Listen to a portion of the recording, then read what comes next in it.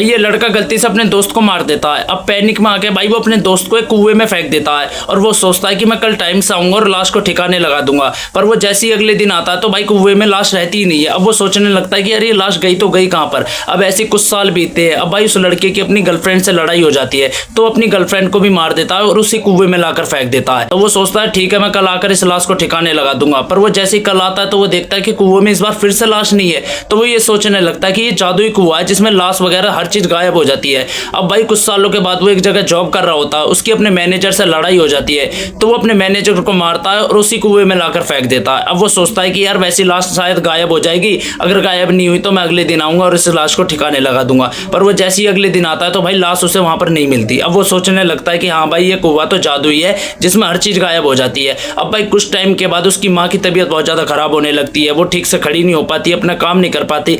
तो भाई वो लड़का अपनी माँ से बहुत ज्यादा परेशान हो रहा होता है तो वो अपनी माँ को मारकर उसी कुएं में फेंक देता है। अब वो सोचता है कि यार ठीक है क्या फर्क पड़ता है, वैसे भी अगले दिन तो लाश गायब ही हो जाएगी, मेरे को गायब करने की क्या जरूरत है। पर ऐसे कुछ दिन बीतने लगते हैं और कुएं में से बदबू आने लगती है। अब सारे पड़ोसी पुलिस को बुला लेते हैं कि भाई इस कुएं में देखो क्या है। अब जैसी पुलिस आती है तो वो देखती है कि भाई इस कुएं में तो उस लड़के की माँ की बॉडी पड़ी है। अब सवाल ये है कि भाई उसकी माँ की बॉडी क्यों नहीं गायब हुई।